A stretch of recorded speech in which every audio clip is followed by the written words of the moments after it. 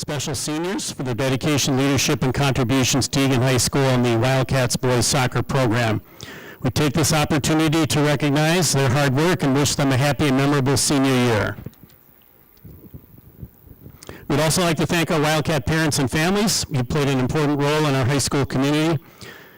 The support of your son's efforts in the classroom and on the field has made everyone's experience richer. Your gifts of time, talent, and enthusiasm make our high school and community a better place. Now let's meet our seniors and their families. We'll start with number 1, Zach Rojas, team captain, goalkeeper. His parents are Ellen and Dennis.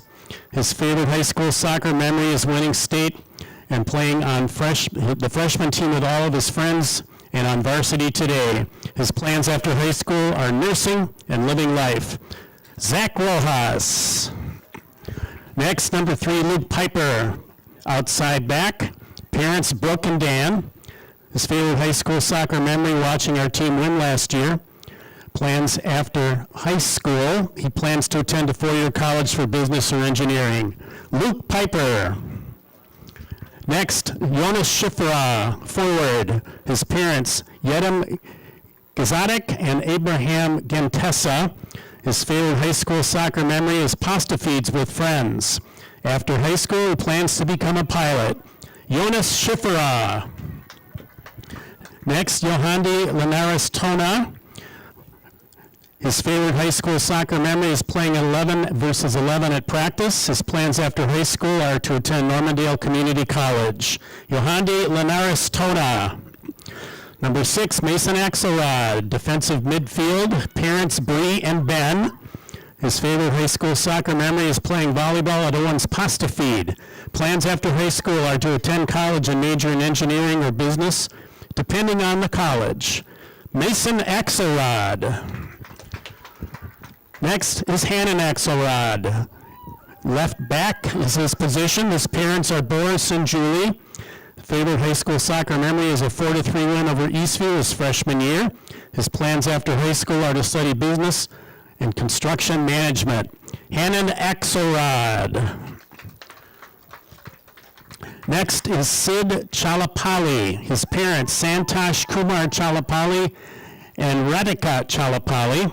His favorite high school soccer memory is scoring his first goal on the 10th grade team. Plans after high school are to go to college and study engineering. Sid Chalapali.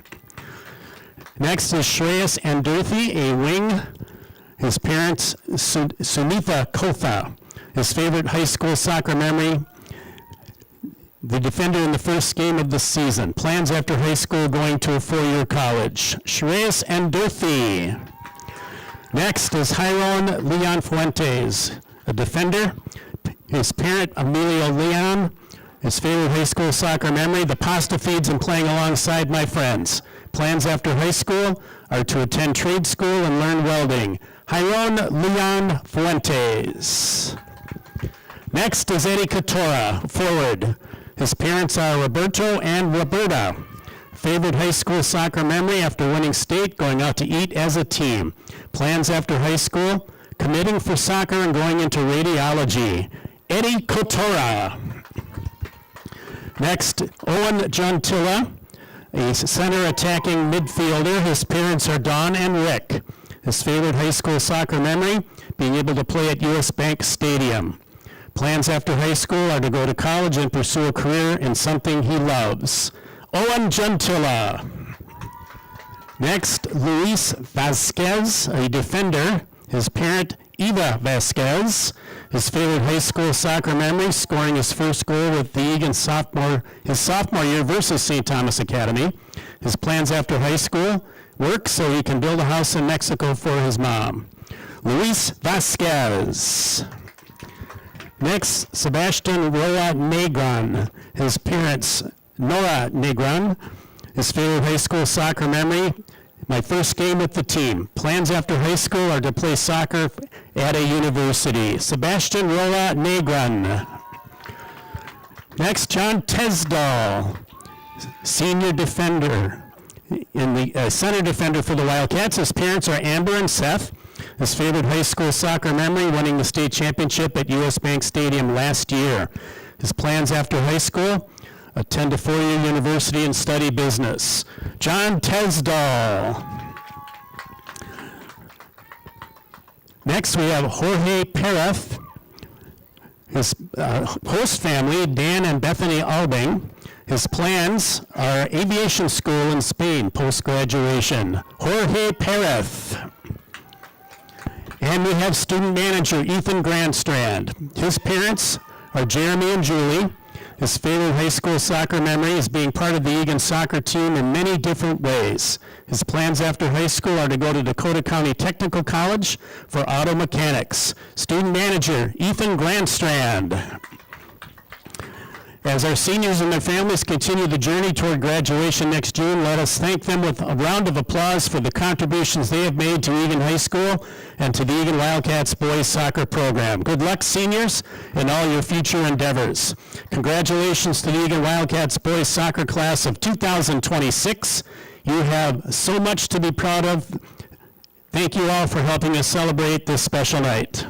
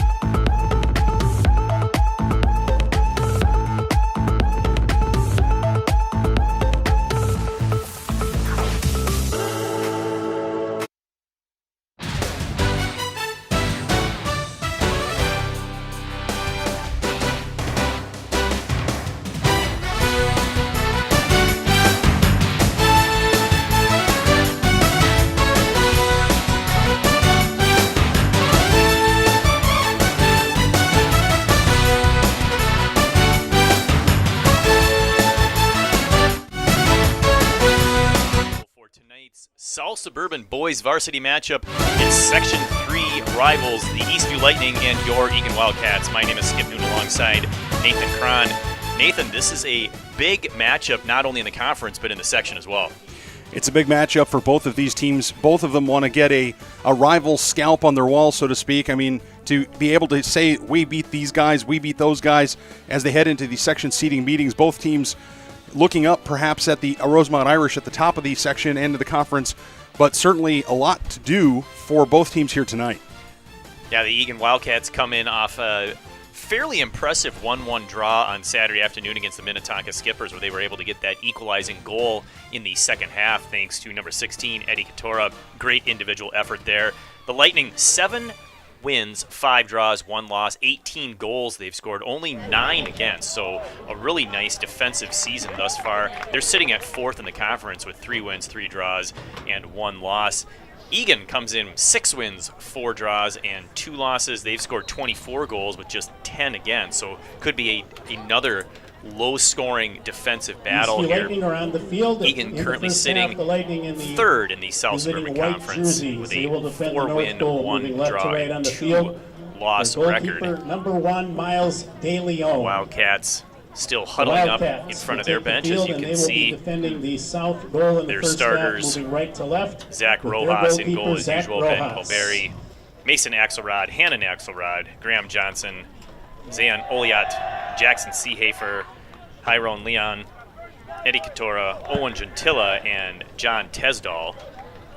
They'll be wearing blue going right to left once the kickoff takes place. Meanwhile, the Eastview Lightning wearing white tops with blue shorts heading left to right.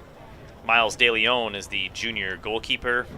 Anton Choban, Carter Hench, Angel Mata, Jackson Bentz, Kyle Lee, JT Gross, Andrew Tsu, Nathaniel Rodriguez Bustos, and Gabriel Glosmeyer are their starting 11. It'd be good to see the Wildcats get off to a quick start here and not have to play from behind. Yeah, as you mentioned, Skip, the Eastview Lightning have not been prolific goal scorers this season. In fact, of their last 5 games, 4 have been draws. 3 of those games have been 1-1 draws. One of them, the other draw, was a 0-0 draw. So, you know, you're looking at the way the Eastview have gone, and again, they had been running the table almost universally through the first half of their season, and all of a sudden in the last 5 or 6 games, they've really hit a wall.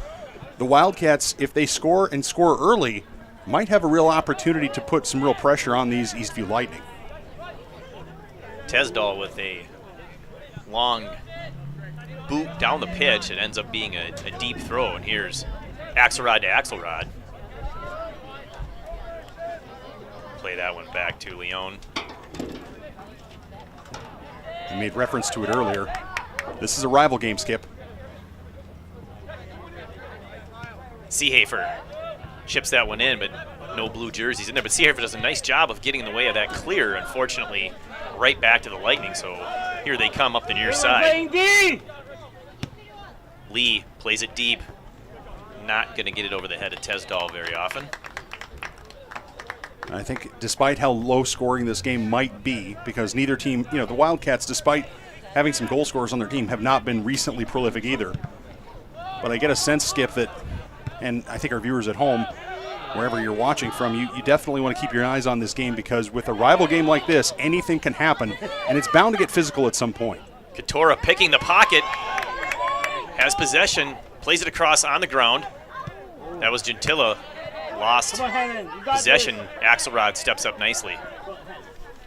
Oh, he had Gentilla early, but Eddie Katora just didn't quite get his head up. He had worked so hard to get control of that ball.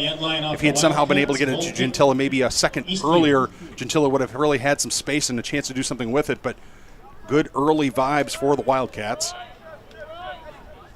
Just noticing that the corner flags on this side of the pitch are both not on the actual corner. I'm not really sure what that's all about, but maybe someone else will take notice. And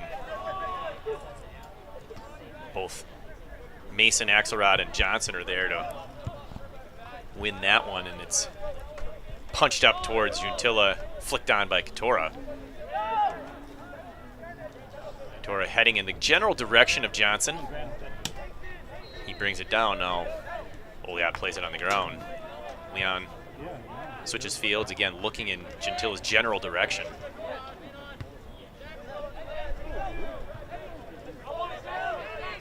Axelrod and to Tesdal, a couple of the seniors here on senior night for the boys program. Back to Rojas, another senior.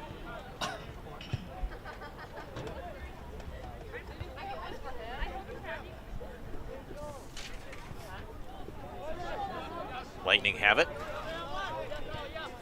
Good pressure by Wildcats. Gentilla picking up the pace.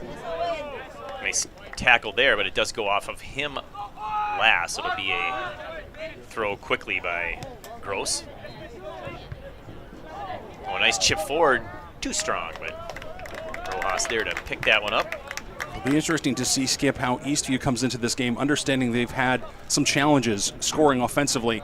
What is their attack going to look like? Is it going to be down the sides and crossing in? Is it going to just be, what we call euphemistically boot ball? Is it going to be just hammer it forward, hope our forwards do something good? Are they going to try to possess in the middle of the field? I mean, what's going to happen for these Lightning that's going to give them an opportunity to score, as you say, against this stingy Wildcat defense? Seehafer trying to bring that one down. Oh, a nice little flick up, looking for Gentilla. Creative there by Seehafer. Cleared out. Hannon Axelrod. Another senior here on senior night. Center referee we've got a stops the clock. Stoppage. And I think we're going to have a yellow card. We do. It's a uniform issue, I believe, here in the 4th minute. Yellow card caution being issued on the Wildcats. It's a yellow to the bench, I believe. Number 9, Graham Johnson. Time of the yellow card is Check that at 3:57. halftime, but I think you are correct, Skip, that yellow card is on the bench. What I don't know is if it attaches to a particular coach. So let's say, for the sake of argument, second half, Coach Josue Butuli says something he shouldn't say, he's dissenting outside of his technical area, something like that. All of a sudden, does he get rung up with a red? I don't know the answer to that. We'll have to check with our producers at halftime. To replace Johnson, Yellow card was for an equipment Jonas issue. Schifferah. Into the game for the Wildcats, Jonas Schifferah. That's an interesting number 5. replacement, isn't it? Yeah, another senior. Oh, and Schifferah was trying to get to that one, potentially looking into the sun. De Leon pulls it back into the penalty area so he can pick that one up.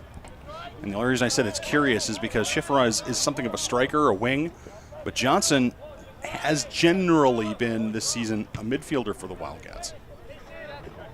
Well, that seems to have changed over the last few days, or games. Yeah, it feels like Coach Butuli still kind of moving players around a little bit, trying to find that right combination to put more pressure on the opponent. Seehafer, Schifferah. Nice job controlling, finds himself with a little bit of space.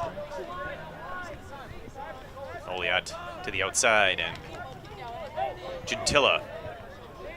Axelrod wide open on this side. Mason Axelrod keeps it short and under control. Gets it back from Seehafer. So some control game being played here by the Wildcats. Good to see. Nice job defensively there by Gross, stepping in the way of that pass intended for Eddie Katora. Now we have Clock is stopped by the center referee. another stoppage as the center ref and the AR is having a conversation near midfield. Not entirely sure what that was about, but play will resume. Big throw by Axelrod off the chest of Schifferah. Can't control it off his chest. Fortunately, that'll be a turnover to the Lightning. They're going to go deep. It's 1-on-2. Nice job by Galberry to clean that one up into touch. Quick throw by JT Gross. Chip down looking for Shaban. And he earns the throw-in. And what's interesting is you mentioned that corner flag not being in the right place, Skip. That went literally right over the stand of the corner flag. I think an argument could be made that had that corner flag been there, we would have, Eastview might say, wait a minute, why is that not a corner? I think they might have an argument. assistant referee has a better view than we do, but still, it's definitely something the referees want to check out and fix at halftime. Left foot cross. Nice clear there by the Wildcats. Oh, taken by Eastview. They take a long shot, but shot for the Lightning. certainly Greg nothing Ressler, number dangerous 3, about it's on that goal. one. The save. Not well struck. Zach Rojas. Rojas has no issues gobbling that one up and booting that one down past midfield. Nice tap back to Axelrod. Plays Gentilla. Backline Calvary. You certainly get a sense, Skip, turnover there.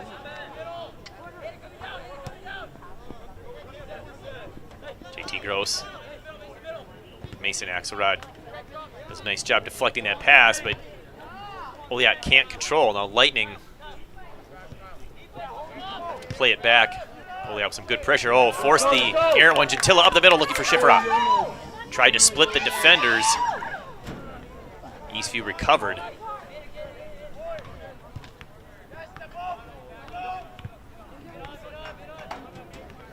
Here's Eastview once again. You do get a sense, Skip, that the Cats would be very comfortable holding on to this ball and just making Eastview try to earn it. Eastview doesn't have a sterling offensive record, and the more the Wildcats hold on to the ball, the harder it's going to be for the Lightning to create scoring chances. Number 4, going off is number 18, Nathaniel Rodriguez Bustos. Lucas Praninsky checking in for the Lightning. Oliat has it knocked off of him and into touch. It'll be a throw for Leon.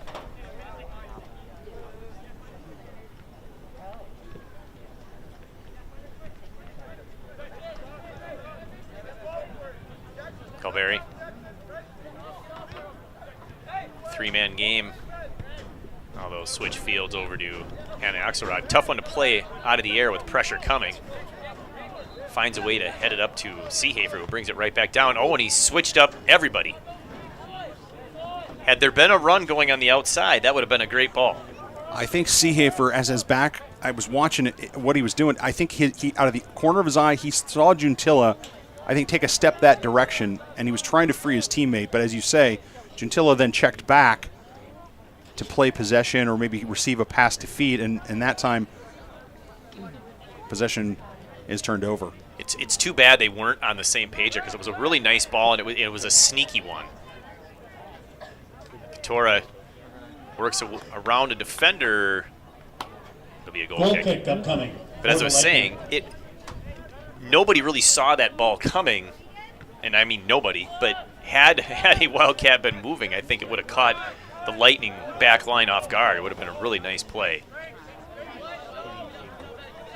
Long ball by Eastview. This is a few long balls we've seen from them. Once again, Tesdal in the right position. So for Lightning, really attacking the outside channels, Skip, not trying to go right up the middle. It's probably a good idea against this relatively stout Cat defense, but the question remains, if you're going to attack the outside, fine. The Cats will give you a little bit of that, but what's going to happen when it comes to time for business? Are you going to be able to cross it in, or are you going to be able to get some quality finishing? Seehafer played it off the short hop. It didn't go where he wanted, and Eastview won possession and then lost it. Eddie Katora. Pressure from behind. More pressure. Knocked away, but Seehafer cleans that up. Mason goes the other side. Splitting the defenders, Gentilla. There's some footwork. Trolling. Plays it down for Seehafer. Can't get it through. Needed that one up and over, I believe. Would have been greater chance of completing that pass. Here's one down the near side, but Tesdal is going to get there once again. Nice job, Tesdal, recognizing he had Rojas. And that's Ressler, and someone pinched in for him, but that's one of your center backs for the Lightning, one of your senior captains that stepped in front of that beautiful pass that was intended for Hannon Axelrod and then carried the play all the way into the Eagan end. Now to keep an eye on him the rest of the game, because that was excellent defense and then turning that into offense. Yeah, it should be a Eastview throw as that Three was bounced substitutions off now of for the Eastview Lightning Leon. into the game. Jackson Bentz, number 9. Also in, Camden Chove, number 19. A couple more substitutions. And Jackson Nicholas Bentz, number Chmielewski, 9, number 19, 5. Camden Chove. Going out, Angel Mata, number 8. Glenn Segovia, Jutilla number 14, spins it. goes out. Also Puts it going down out, the number pitch. 2, Anton Schifferout with some aggressive pressure. Did he win the throw? Almost. Nice job by Eastview keeping that one in. Leon headed that one, but Eastview controls on. They bring it across. Near side, they'll play it long on the ground. Hannon says, all right, I'll clean that one up to Seehafer. Tesdall. Oh, a nice find there. Gentilla, Oliat. Interesting to have Oliat in the midfield, Skip. I mean, he's not playing a wing necessarily. He's not playing a center forward position. He's playing in that midfield, that attacking midfield position. Interesting player of his strengths. As we have a foul here, somehow against the Wildcats. Honestly, I guess there was some pushing back and forth. But I thought that might be a foul against the Lightning. Yeah, the positional change for Oliat tells me that Butili is really looking for someone to control the middle and feels that he's willing to sacrifice having Oliat up front where we know he's a prolific goal scorer, but needs somebody in the middle to offer more control. That's the style of play that Josue wants the team to play, and it's the style that made them so successful last year in their state championship run. Oliat again. Gentilla. Back to Oliat. Nice give and go. Oliat's going to use speed. He gets around one guy into the penalty area. He's got options. Negative pass, but could not complete it.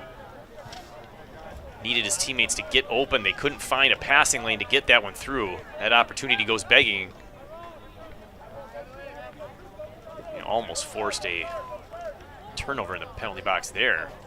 Well, that one knocked off of the hand of Eastview. This should be a throw. I don't think it's going to be called a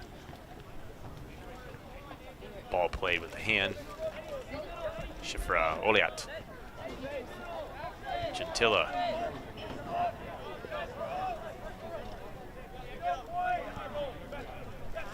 Galberry.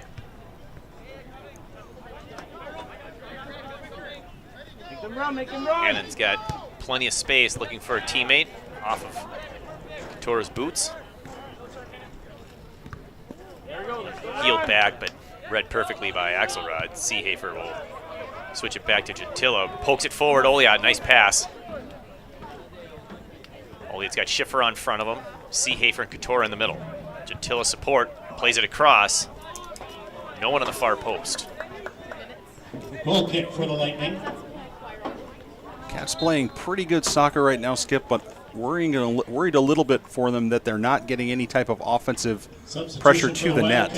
You would think at this point they would have a couple of shots, even if they're not necessarily the most dangerous shots. You would think the Wildcats would be able to put something on senior goalkeeper Miles DeLeon for the Lightning, but so far, big zero on the scoreboard. Post number 18 going out, number 11, JT Gross.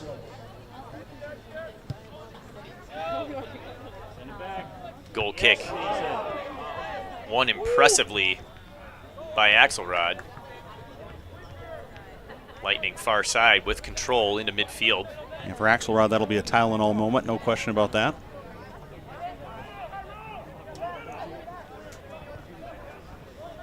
Played back. 2-on-1 game over there, and he played himself right into an offside position.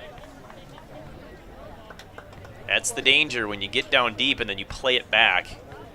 You often put yourself into an offside position, and as soon as that pass went back, the flag goes up. Whistle on the play was it is a Eastview offside, indirect free kick for the Wildcats. Fall evening here on September 29th. You used the word balmy, Skip Newton. I was thinking more like steamy. 83 degrees right now. Not your typical fall sports weather. Oh, right through the legs. Axelrod showing some good aggressiveness today. Probably just glad to be out there. His first game back from injury was Saturday against the Skippers. Oliat brings it to the middle. Eagan still looking for that first shot. Juntilla. He's got Oliat if he wants him in the middle, goes around one guy. He'll take the shot. Shot for Owen Gentilla, number 17, angle. goes out of bounds. Goal kick. High and wide. Eastview. It's a shot. It's not on frame, but it's better. And I'll tell you right now, the fact that Owen Juntilla and Zayan Oliat have had their way with the outside defense for the Eastview Lightning so far in this match is a positive sign for the Wildcats. Going out, number 17, Owen Gentilla. Yeah, we've seen a couple of times. They're beating their guy. They're that outside back, getting open space into the penalty area. Axelrod had 2 Eastview players. Oh, and he trips that one. Easy call for center Whistle on referee the play, Clint foul Laveau. call on the Wildcats. Free kick for the That's Lightning something I upcoming. like, which is runs over and tells the players exactly where that ball needs to be put. Not that high school soccer players would ever like On to the try kick for the to take Lightning is an number extra 5 15, yards. Andrew No, Sue. that never happens, especially on throw-ins. And here's the free kick into the penalty area. He played out like O'Barry, played back in and then blocked, and now Tesdall clears. Oh, a high chest. Seehafer tried to get it to Oliat. Right idea. Oh, and he wins that 50-50 ball. Opportunity near side, Katora. Well, he looked to beat his defender. He comes inside, plays it across the head. Offside, no shot. And the Flag is header, up. Zayan Oliat goes out of bounds. It was pretty. Goal It kick was Eastview. really, really pretty, but fortunately for the Wildcats, that apple had a worm in it.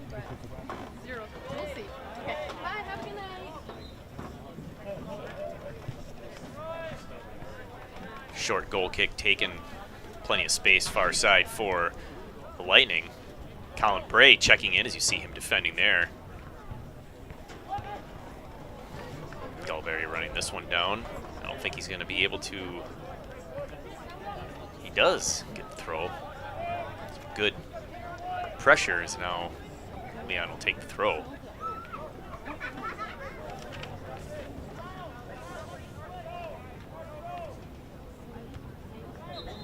That one's off of Eastview as well, into touch. For a Wildcat soccer player on senior night, about the best thing in the world would be beating a crosstown rival, and the Eastview Lightning certainly fill that bill. Perhaps played with a hand. We have a free kick here. I guess Oh, called technically on the that's Lightning. Free kick the for the Lightning's Wildcats. first foul of the Zach night. Rojas, the goalkeeper. Rojas just past Bray.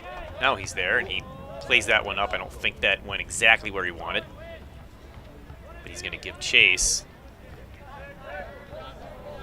Oh, nice play by Eastview to clear it out. Keep possession on the far side, right near the scorer's table.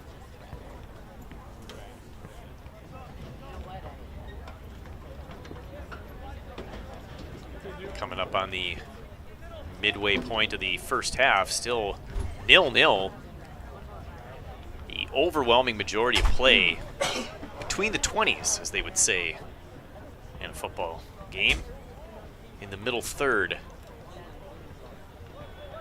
here on the soccer pitch. And I will say this, Skip, the temperature, I think you were right, very right to call out the temperature earlier. For those at home who are not experiencing this warmth, it's substantial. The humidity is there. There's not a lot of wind. There's a little bit of a breeze, but the flag at the north end of the stadium is completely slack. Oliat's got Bray to his right. He'll use him down near the corner. Bray deeper to Katora. Spins. Unfortunately, nothing but Lightning players there. And then when they clear, there's nothing but Lightning players there. So an easy clear for Eastview. And we'll have a foul called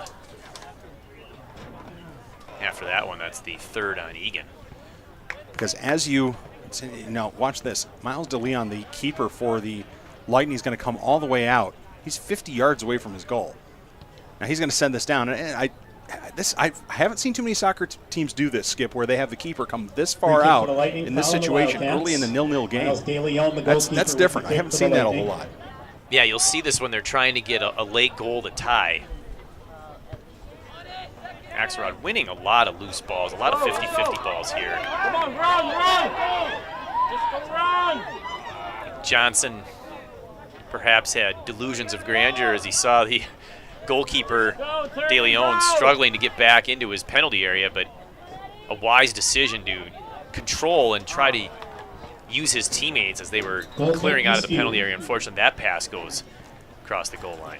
And we have substitutions for both teams. Earlier, right to call out the heat, though. I think, and you correct me if your experience has been different, Skip, or your kids have had different experiences. But my kids, when they played sports, when I played sports, your body tends to change as the season goes on. You get used to the hot, the heat, and then you start getting ready for the cold, and your body kind of, for whatever reason, athletes it seems like their body changes. They get ready for kind of that next season or the cold, and so their bodies get used to it. And then all of a sudden you get a warm snap again, and suddenly it feels like it's 150 degrees outside. Yeah, you're not mentally expecting a mid-80s weather at the end of September. I mean, we've had seasons where we're in the 40s at this point. That left foot shot looked like it went through the uprights. Second shot. Shot for the Lightning for taken Eastview. by Angel Mata. Number 8 goes out of bounds. Goal kick, First one Wildcats. was a weak one from far out right up the middle that Zach Rojas had absolutely no trouble with.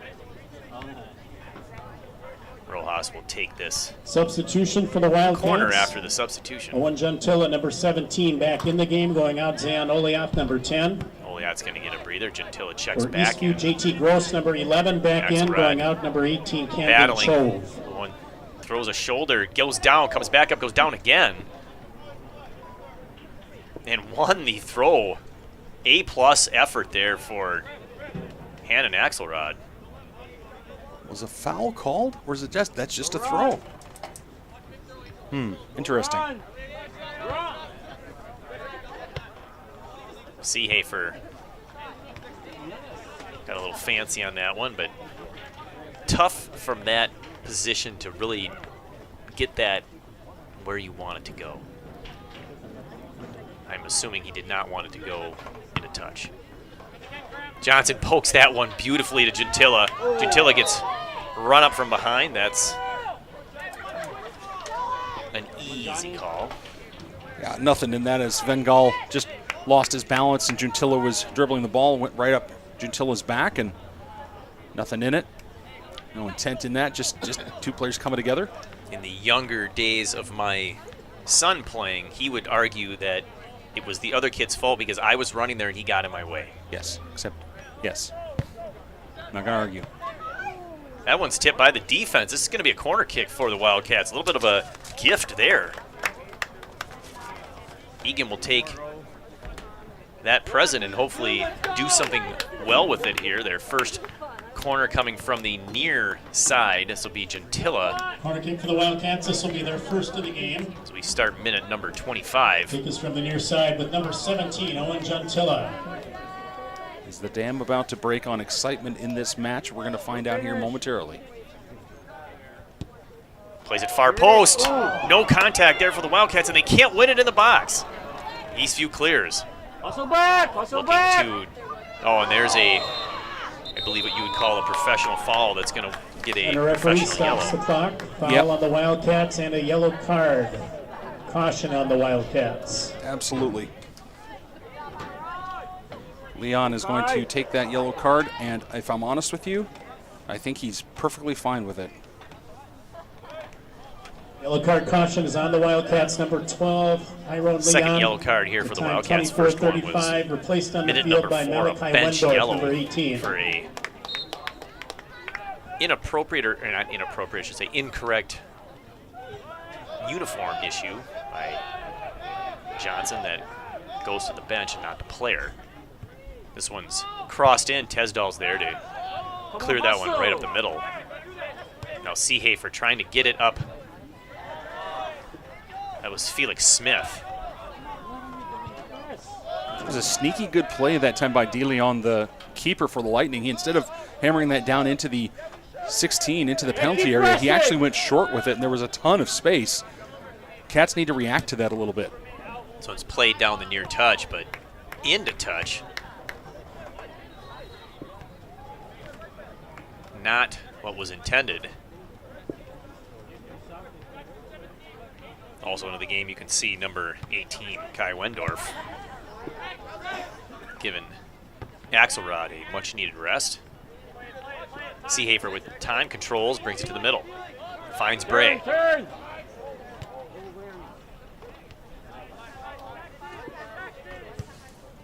There's the cross.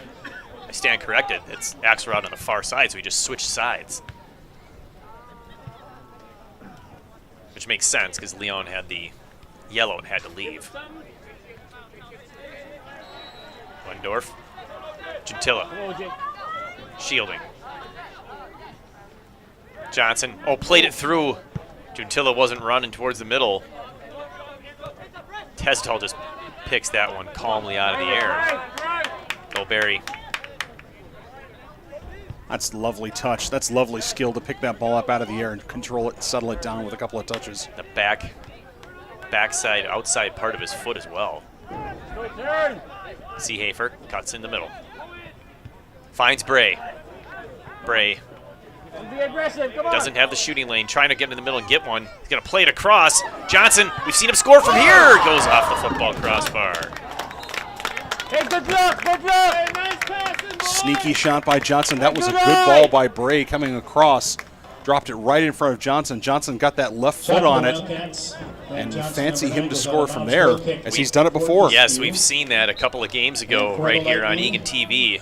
Put one into the upper corner far side. Just a brilliant shot. Yes, Mason. Unfortunately, this one goes off the yellow football crossbar.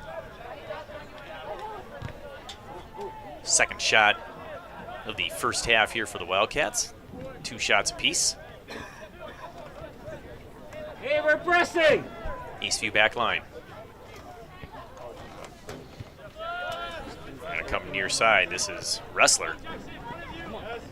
Given away. Johnson tried to find Gentilla, just not enough on it, poked away by Lee. Send it back. Tesdall steps up. Had that one hop.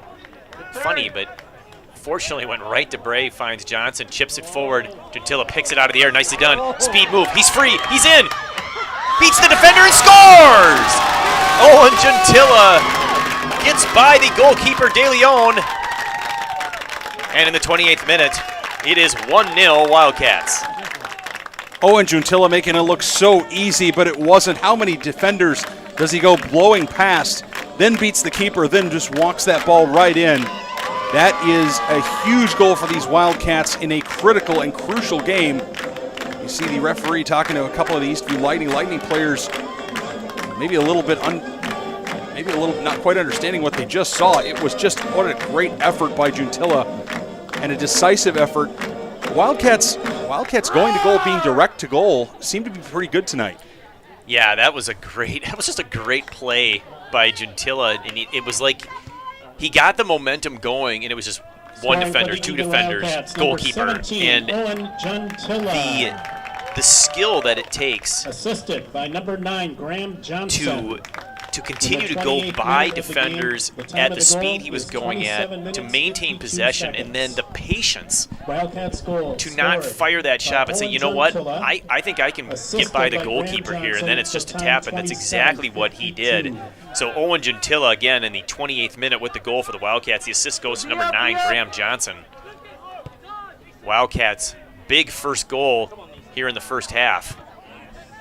Sometimes situations like this, like that, fall apart. You know, Gentilla makes the great effort, he makes it, but for some reason, the ball takes a funny hop, the keeper sticks out a leg, whatever it is. I mean, he gets to it and denies Gentilla the opportunity. So many times we see situations where players are denied, you know, the fruits of their hard work. And that time Owen Gentilla cashed in. Excellent play by Gentilla.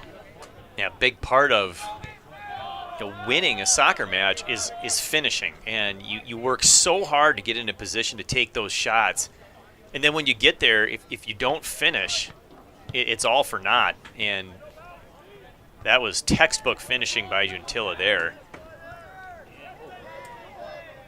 Body goes down, he's coming right back up. Carter Hench is down and up. feel like Smith, good pressure. Cats need to put this ball back in quickly. The ball boy needs to give it to him right away because De Leon is well out of his. Oh, there's substitutions. Forgive me. They knew more than I did. Well, and they want Axelrod to take this throw as well. He's got a fairly long throw in. Well, that's fine, except when De Leon is 22 yards Yes, out I of the know. goal. I might try to do a sneaky. Let's see if we can turn one in because Johnson and Oliot were lurking. Axelrod with that big throw. It's tipped near. De Leon makes a save and is poked away and scores. Are they going to count it? Yes, they are. That goal is good. Zayon Oliot, the ball, momentarily left possession of the goalkeeper De Leon, and Oliot, Johnny on the spot, finishes. It's now 2-0 Eagan. That is the equivalent in hockey or in soccer of a hockey greasy goal, an ugly goal. Does the keeper have it? Does he not? The center referee had a good look at it. The assistant referee didn't see anything that he had a problem with. Interestingly enough, I honestly did think and would have thought maybe the Eastview bench might have a few words for the referee to say, hey, wait a minute, what are we doing here? But De Leon himself doesn't appear to be overly exercised about it. At least he didn't seem to be as immediately after the play. So what a swing here in favor of the Wildcats. Yeah, that was just a great individual effort there. Oliot being in the right place. Assisted by number 6, Mason Axelrod. Mason Axelrod, number 6, 33 gets the minute of the assist. game. The time of the goal is 30 minutes, 3 seconds. Wildcats goal A couple of scored shots by there, up to Xander 5 now for Assisted Eagan. by Mason Axelrod Oliot at crashing the net and just 30:03. waiting for that ball to be free. That's exactly what it did, and he probably had like a split second to poke that thing away before De Leon fell on top of it or got it back. Absolutely. He had to get that timing right, or it's an easy foul. Previously for It's an the easy foul Lightning into the against him, game, and who knows, maybe Zachariah even a yellow Warren, card caution number against him. 24, back into And now the Rodriguez Eastview Lightning are on the Bustos, other end of it. Now number they 18. need a greasy goal. Also They need a back dirty end, goal. They need something here, Chibabowski, number maybe even 5. before half. Even a couple of shots, some shots on goal, a good scoring chance that Rojas was able to save, whatever it is. They need to do something to wrest some of this momentum back from the Wildcats. The last couple of home games, we've seen the Wildcats play one particularly strong half And a substitution now of for the soccer, Wildcats. and then Into the game the other is half, Kabir Hussein, number definitely 13, not up to going out. par. Number 3, The Felix Skippers Smith. game on Saturday, it was a stronger second half when they got the equalizer than it was the first half, and it was just the opposite the match before. So we'll see, can the Wildcats finish out a really strong half, and then B, come back in the second half and maintain that intensity. They've done a really nice job on ball control as well. Not seeing a lot of the long balls, the boom balls that you typically see at high school soccer.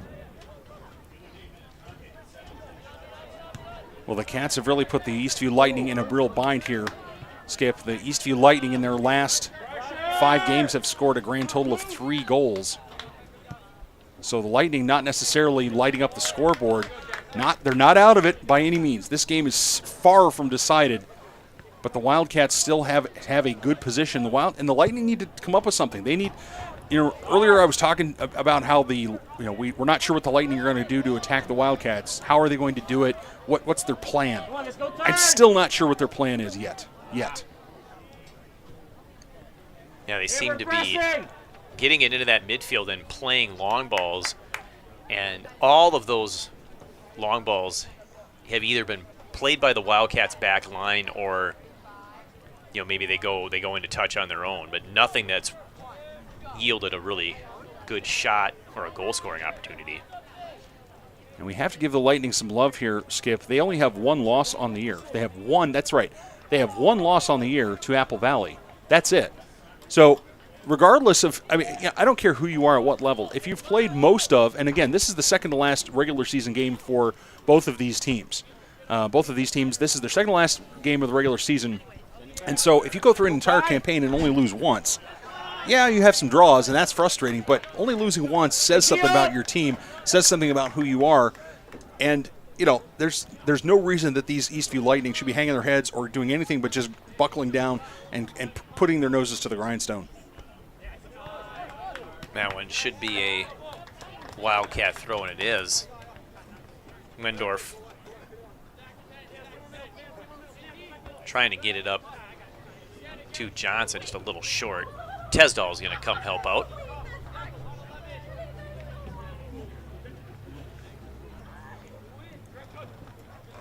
Near Johnson, but played away by the Lightning. Into the middle, Lightning controlled there. Hench played it back. Tesdall got a foot on it, now cleared by Golberry. Headed over near side. I don't think Sue knew exactly where his teammates were. Thought he had someone over there. Keep your eye on Hannon Axelrod, number 7 for the Wildcats. He just came out with a 2-footed cleats up slide. He didn't make any contact, but he was selling out to take that ball away from the Eastview Lightning. If he had connected on that tackle, it either would have been a brilliant tackle or perhaps even a red card. Meanwhile, he gets tackled. Foul called.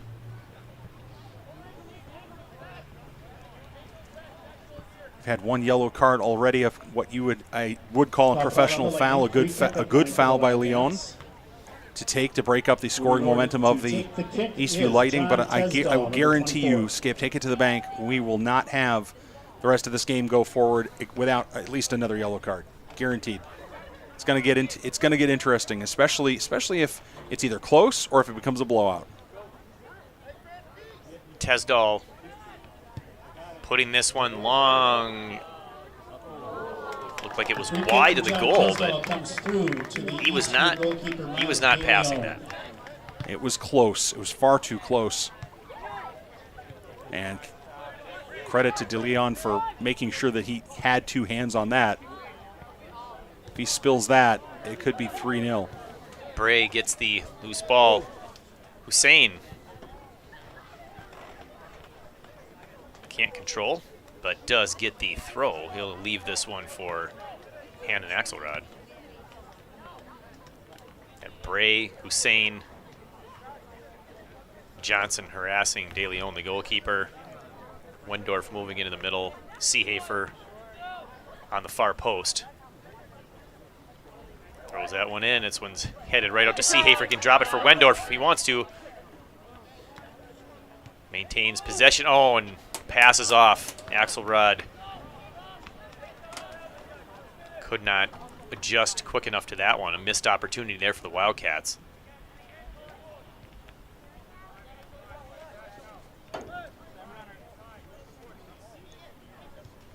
Final 3 minutes here of the first half. Suddenly in control, Wildcats, with goals in the 28th and the 31st minute.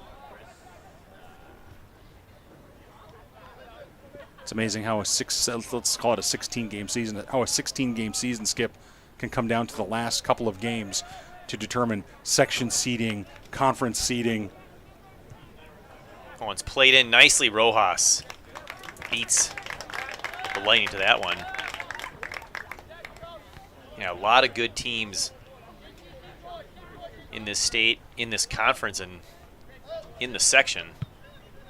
Always a challenge to win the section and get to the state tournament. Wildcats have to be careful not to do what the girls did last week. The girls team against Champlain Park, still undefeated. Champlain Park, they had a 1-0 lead at halftime. Looked to be the better team by far on the pitch, and came out in the second half and conceded, unfortunately for them, 2 goals. There are 2 minutes remaining in the first half. 2 minutes. Led to a 2-1 defeat. And so the Wildcat boys tonight have that same challenge. How can they get into halftime and finish it up? That's going to be recorded as a shot and a save. I'm not sure he really intended to shoot it, but just his body language didn't suggest he was trying to get everything onto that. But it was a well-struck ball there by Hannon Axelrod. I have to say, I love that shot. I mean, to the extent it was a shot, because it had a chance on its own if no one touches it. Yet at the same time, he had teammates breaking through the box. And here's De Leon again. Plays this one nicely into the penalty area. Tesdall wins that one. Here, an opportunity here for the Wildcats to counter. Johnson has an almost open goal, but he's gonna keep dribbling. Plays it across outside the foot for Oliop, but the defense is there. Bray should get to this one first. Pressure from behind. Force to the outside. Speed move, but can't keep it in. Skip, what do you think the Wildcats might at halftime talk about how DeLeon is coming out to take those free kicks? And if we get the ball and he's 20, 25 yards out of the goal, we should just give it a ride and see what happens? I know it's low percentage, but good gracious, wouldn't you want to take a shot at it? I mean, I think depending on who breaks out with the ball, you know, if a John Tesdall breaks out, then yeah, take your shot. Lightning trying a last 25-second effort here to get some sort of a shot on frame. Under 15 seconds. Bray defending 10 seconds into the remaining. middle. 9. They do 8, get that shot, but it's blocked. 7, It was 6, off anyway. That was 5, Warren. 4, 3, Seehafer 2, gonna 1. dribble this one out. They know that the half is over. A good half for the Eagan boys with a 2-0 lead. That is the end of the 7 first shots, half. just After 2 30 for the minutes of Lightning. play, the score, the Eagan Wildcats 2, the And Eastview Lightning nothing. The Really, halftime I think intermission what you talked about what they might have been talking will about at be 10 halftime. minutes. They could, hopefully they're saying, guys, we need to keep doing what we're doing and keep the pressure on. Yeah, absolutely. Wildcats have a great chance here, as you said. We talked about it at the beginning of the game, Skip.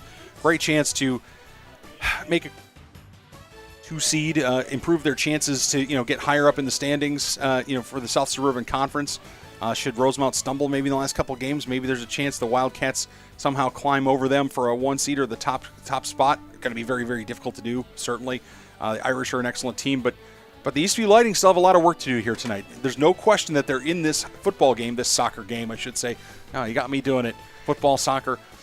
No question they're in the game, but they've got to go take some halftime. They have to get a drink of water and really think about, okay, what's our plan? How are we going to get shots and scoring chances against Rojas? How are we going to put pressure on a so far stalwart Wildcat defense?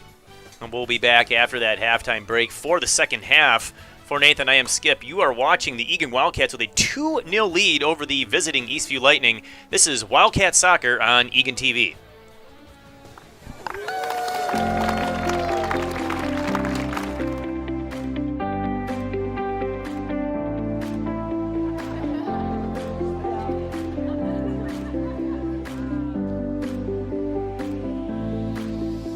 Going from a 12 to 1,500 square foot Rambler house to 10,000 square feet here in the new art house. I am excited to just see people in this space. We have a really wide variety of programs and classes here. We're very excited to be able to offer much more than we could before, which we're able to do now that the space is much larger and able to host more people.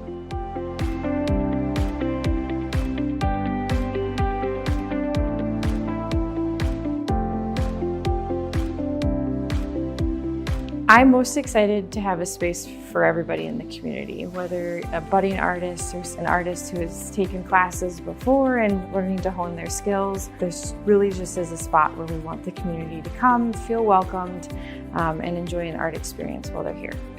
It only serves to make the community stronger to have these creative spaces, especially very dedicated ones like this. And I'm very excited to see more of the community come in and engage with this space and each other here.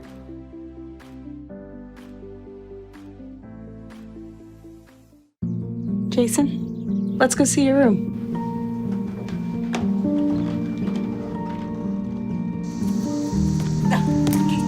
That's not right. How was it? Is it good?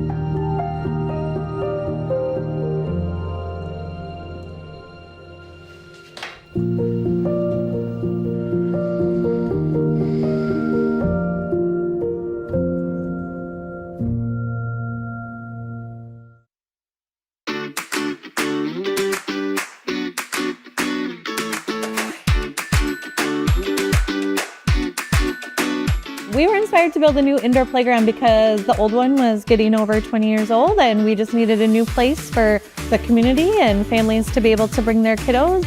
The new space is actually a multi-level space. It's taller than the last one was, and it's very big, has open areas inside the playground itself. So if a parent needed to go up there, it's suitable for that. And it's soft and cozy and bright inside.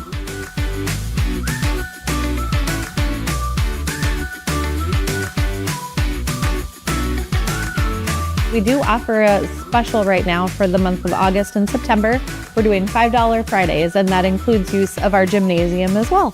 Spaces such as the Blast Indoor Playground really do serve our community. It's a great meeting spot to be able to have an indoor safe place to get together and play.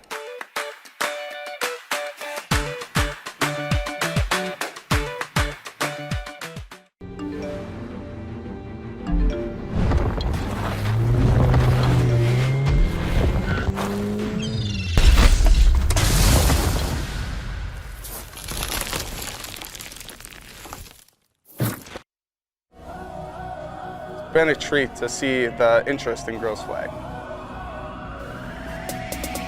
It's the first year, you know, it's exciting that we had so much ask from the girls to, hey, can I come play? Absolutely. We have about 45 girls on our roster right now. I found out about the league from my coach, Carl. He was our weightlifting coach, so he kind of inspired me as well to come out and play. In the league, we have over 51 teams. They started last year with the pilot program with 4, now it's 51. So it kind of boomed over a year. They actually made the schedule around other sports. I know a lot of people, they do softball or track, so getting to play sport with them means a lot to me. Scheduling was a struggle. We're a club sport technically, so we practice at 7 o'clock at night so girls can go compete in their other sports. A lot of the successes as a team is just higher game IQ. So some girls came in not knowing anything about football, and now they have plays memorized.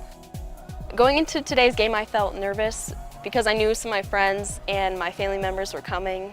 Then I just got on the field and tried to do my best. The NFL's involvement with the league has been so great. Minnesota Vikings, it wouldn't have ever gotten started without them. They run all the behind the scene things. I just want to thank my teammates for having a fun day. I know it wasn't super successful, but we're working hard. I'm proud of how far we came from last game to this game at home. Even though we lost, I think overall as a team we played better. Being a part of something brand new is tough, but I think the girls are getting a lot of teamwork and a lot of different skills that they can utilize in their other sports too. Hi, I'm Ryan Blaney, a third-generation race car driver, and we dedicate a lot of our time to going as fast as possible. But when my grandpa was diagnosed with Alzheimer's, it was a very unexpected bump in the road for us. It's important to notice if older family members are acting differently, experiencing problems with their memory, or having trouble with routine tasks. Early detection of Alzheimer's can give your family time to explore support services, make a plan for the future, and access available treatments. If you or your family are noticing changes, it could be Alzheimer's. Talk about seeing a doctor together.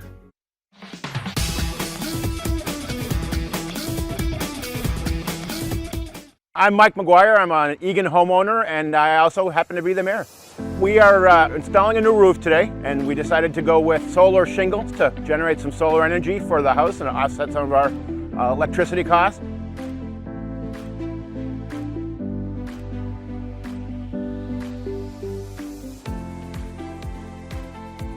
Solar shingles are a photovoltaic technology that generate electricity. They function much like any rooftop solar panel that you may be familiar with. So they're super cool in that they generate electricity and they protect a home from the weather. So it's an awesome new technology that's available that offers a little bit more of an aesthetic appeal to homeowners that might not want a bulky solar panel on their roof. So this is the Timberline solar shingle. This is the part of the shingle that gets nailed onto your roof. Just like a normal shingle would be attached, there's a nailing strip here and there's a sealant strip on the bottom of it. And then this part of the shingle produces electricity from solar. The nice thing with this is it decreases the amount of laborers that you have to have on your property when you're looking at getting a roof and solar at the same time. The roofing crew does the shingles and the roofing crew does the install of the solar shingles. My understanding from our contractor is when they went into the city to get the permits, it was the first solar shingle installation that Eagan has seen, so we put the inspections department through their paces, and got all the permits done. And so we're here at the exciting conclusion, installing our new solar shingled roof today. Having solar shingles in Eagan is super exciting. This marks a really awesome milestone in our local climate work in the city, and it shows that our community and homeowners here are excited about renewable energy technology.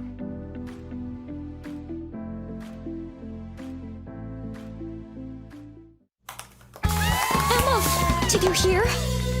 Todd's in the hospital. Who's Todd? He got a collapsed lung from vaping. He thought it was cool. Not cool. Promise you won't vape, Emma. It can lead to a lifelong addiction, and we can't be friends if your lungs collapse.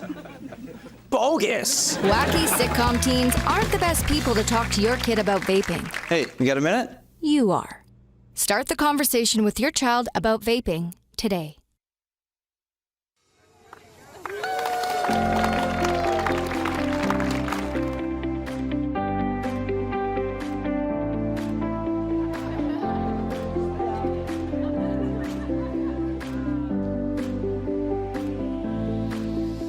Going from a 12 to 1,500 square foot Rambler house to 10,000 square feet here in the new art house. I am excited to just see people in this space. We have a really wide variety of programs and classes here. We're very excited to be able to offer much more than we could before, which we're able to do now that the space is much larger and able to host more people.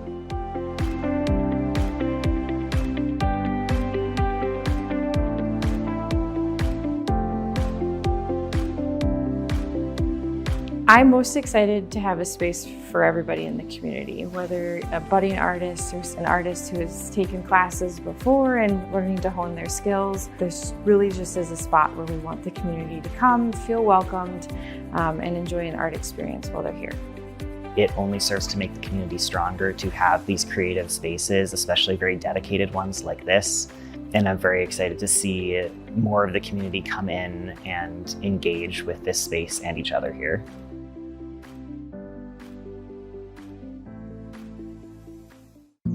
Jason, let's go see your room.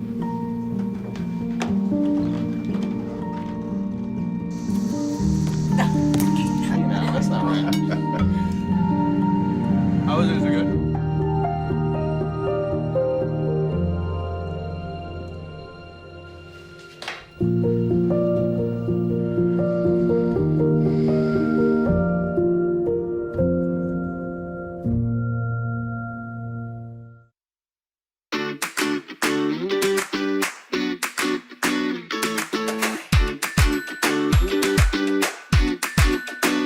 We were inspired to build a new indoor playground because the old one was getting over 20 years old and we just needed a new place for the community and families to be able to bring their kiddos.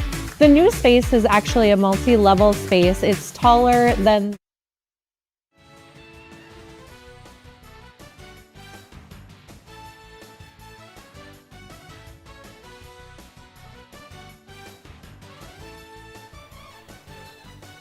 Good evening and welcome back to Eagan High School. My name is Skip Newton alongside Nathan Cron. Getting ready for the second half here of the boys varsity soccer match, South Suburban Conference style between the Eagan Wildcats and Eastview Lightning. As you can see, Wildcats with a 2-0 lead thanks to Owen Gentilla and Zan Oliat, goals in the 28th and 31st minutes respectively. Wildcats going left to right, wearing blue as usual at home. A good to very good, if not great, first half for the Wildcats. The Wildcats started a little slow. I think you and I were both a little surprised with how slow they had started, not being able to put shots on frame and not being able to do anything that looked reasonably offensive. And then all of a sudden, out of nowhere, and around the 28th minute, Owen Gentilla and Zan Oliat, with the help of some of their teammates, said, "Not so fast," and they gave us some real excitement.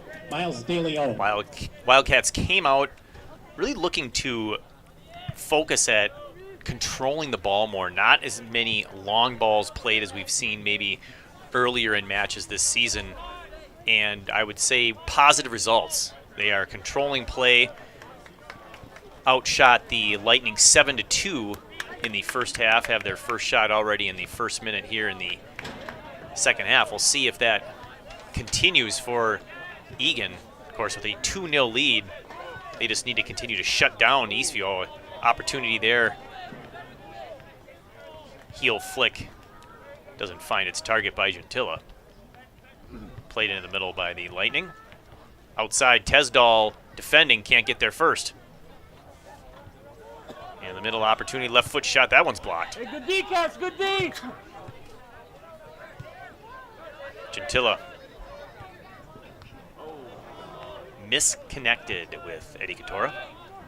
Feel bad for Gentilla and Katora because Gentilla looked, before he received that ball, he looked to see, because he was receiving that ball from Axelrod, he turned his head to look to see where Katora was and didn't quite come off. Both guys did exactly what they were supposed to do. It just didn't work. Oh, a nice play by Johnson heading that one and now played up to Katora. Mason Axelrod. Hard one across.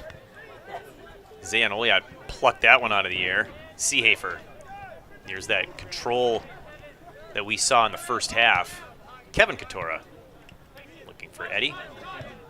Brought down by Axelrod across. Gentilla plays it back. Seehafer looking for for Eddie Katora. Brings it down in the penalty area. He's got a couple of defenders. Goes deep. That cross is blocked. That will produce the second corner of the match for Eagan. Lightning corner kick for the Wildcats. This will be their first. Lightning have to be very careful not to go into a shell, some sort of defensive shell here. They need to continue to be aggressive offensively, and right now the Wildcats have a little bit too much space in the midfield. We're able to move that ball just a little bit too easily down into a position to corner up, and we still don't have corner flags. Axelrod in swinger, near post, gets through. Unfortunately for Eagan, no Wildcat was there. Oh, and here's an opportunity stolen. Johnson, left foot, blocked. Tesdall trying to keep possession. He does. Try to cross that one softly, but it was deflected. Now Seehafer wins it, but more defenders. Gentilla plays deep.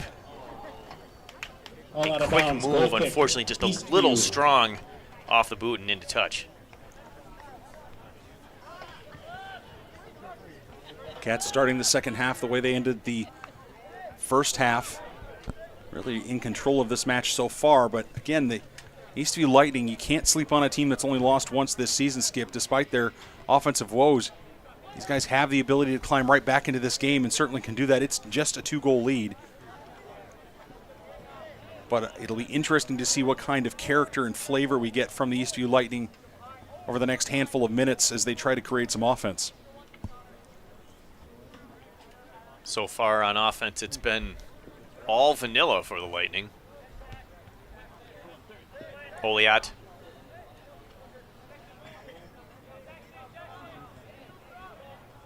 Good defense by Eastview, so he'll play it back. Oliat just did a caprice off. He circled twice. Katora with a push. Played into touch by number 22, Gabriel Glosmeyer. Katora uses Johnson. Kevin Katora up to Eddie. Back to Johnson. Good triangle play there. Oliat, right idea. Now, so many times in that situation, it was a great triangle. So many times in that situation, Skip, when two players pass, player A passes to player B passes to player C. If player A starts his run, as soon as he lets the pass go to player B, then player C has a chance to give it right back to him, usually in a place where there's less defense, and that's exactly what the Wildcats did there. The player who starts that passing combination, if he moves off the ball, often will have a real good opportunity, and Katora had it there, just a little too much weight on that pass. The old coaching exercises we'd run, pass and move, pass and move. Yep. Don't just pass and watch. Gentilla, a couple of defenders, goes outside. That left foot shot or cross, we'll call it a shot, is blocked, but this is going to result in a corner, the second here early in the second half, the third overall for the Wildcats. This will be Gentilla far side. The last corner was flat, but it had a lot of heat on it. If somebody had just gotten able to touch it into the net, they might have had a real chance, Skip. Let's see what the Wildcats can dial up. in-swinger. It's flicked deeper by the Wildcats, but not on frame. Johnson can't put it to everyone. Nice job by Kevin Katora winning it, but unable to find teammates. So it'll be a Lightning throw after a couple of substitutions. Yeah, Katora got in a crunching tackle. And Jackson Bentz, that number time. 9, going out number 4. Lucas And Paniski. eventually, if you put enough tackles like 11, that in, the JT player Gross. decides, maybe I'm not going to go full speed to that ball next time. But credit to Katora, he got it right. Otherwise, he'd be looking at potentially a yellow card caution. Losmeyer, headed by Johnson. Brought down by Lee. Lee's got 3 defenders, pulls it back. Nicely done, maintaining possession. Tries to feed it through for a teammate. Ends up back to Lee. Again, multiple defenders. Johnson takes that one away. Seehafer, 3-on-3 if they hurry. He's got Couture to his right, to his left, Gentilla. He goes left foot shot in the net, near side. A blast for Gentilla, his 2nd goal of the match, and the Wildcats have a 3-0 lead. He makes it look so easy, doesn't he, Skip Newton? it was just a little touch. He goes inside, he ducks outside, he goes around the defender, and he slams that home. Keeper saw it coming, he just couldn't stop it. Gentilla just crushed that one between the goalkeeper De Leon and what would be the near post for Gentilla, the far post from our angle. One thing those keepers are typically taught is you don't give up that space between you and the near post, but just a cannon for Gentilla. The 48th minute, Wildcats get that huge 3rd goal, really making it a large mountain to climb here for Eastview. I think I was going to use the same metaphor, Skip. It is Everest-like right now for the Eagan Wildcats, his 2nd for the goal Lightning of the game. as they pick up a foul 17, here Owen against the Gentilla. Wildcats. The assist to number 11, Jackson Seehafer. Jackson Seehafer gets the assist. The time of the goal, 47 minutes, 40 seconds. Wildcats goal. I'll tell you, Skip, for a team that's not scoring goals, the Lightning are definitely up against it now. They need something, and they need something in a hurry. 47-40. Wildcats now, I believe, have scored 3 goals in 3 of the last 4 matches, including this one. Come on, Kevin, drive it. So encouraging if the offense is starting to come together for Eagan. This is the time of year when you want to be playing your best soccer. The final match of the regular season is Wednesday against Apple Valley on the road, and then it's section play, which begins next Tuesday. Number 16. So we are 8 days away from the quarterfinals of Section 3. Johnson, Holiot. Axelrod had it underneath him. A bit unlucky there. Hench takes it away. Play deep, play deep. To Lee. Long ball for the Lightning. Katora will escort this one to Rojas. Because it's such a short season, Skip Newton, I think the Wildcat boys still have a few questions to answer. Occasionally, and especially in the first half, if you recall, we had a couple of those situations. Well, miscommunication there between Oliot and Jackson Seehafer, but the Wildcats have had several what I'll call miscommunications. I thought you were going right, you went left, or I wanted to play to feet, you played to space, things like that. Those are the kinds of things you really have to dial in and get cleaned up before you head into maybe not the first round of the playoffs, because you're going to be playing a team that you're probably better than on paper and on the field, but you definitely have to get it going if you want to go back to the bank. Controlled by Garcia Segovia. Far side. Long run. I believe that's Bentz. Played across, goal kick. Say thanks to all of our ETV viewers. Thanks for joining us wherever you are, whether you're from the Eastview side of Eagan in Apple Valley, from Eagan, from Knoxville, Tennessee, Aberdeen, South Dakota, or parts unknown. Thank you so much for joining us, making us part of your evening here on ETV. Also want to thank the outstanding crew as always. Director Winter Price on camera. We've got Ken Trainer and Michelle Nielsen. Just A+ Eagan TV crew as always. Award-winning ETV crew.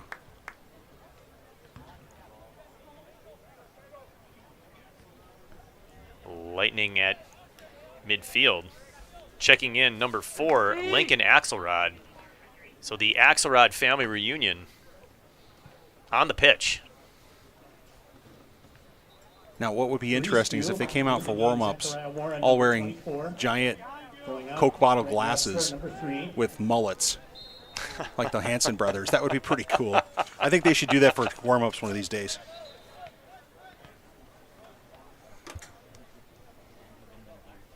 The foul about 40-plus yards outside the far hash. Lightning with a glimmer of hope. Need to create a scoring opportunity here, Skip, no question. Can't let this chance go. Can't waste it. Kyle Lee, number 10 for the Lightning. Lee, long ball. Wide. That was not a shot. He was looking to connect the far side, but too strong. Wasteful. That was just, unfortunately for them, wasteful. He was trying to connect with Nathaniel Rodriguez Bustos over his head, and Rojas will take the goal kick.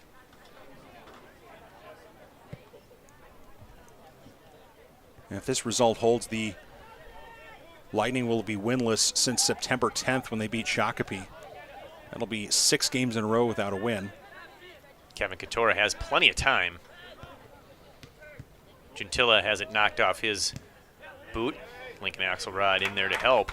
Thought maybe he won that off of the boot of Hench, but Eastview throw. Long down the touchline. Gets by Galberry, but he's going to track this one down first and let it roll into touch for the throw. Chibalewski was there for Eastview, but couldn't go through Galberry. Lightning have Prior Lake on Wednesday. Wildcats have Apple Valley on Wednesday. Seehafer with the steal. Trying to get it to Schifera. Can he split 2 defenders? He's got speed.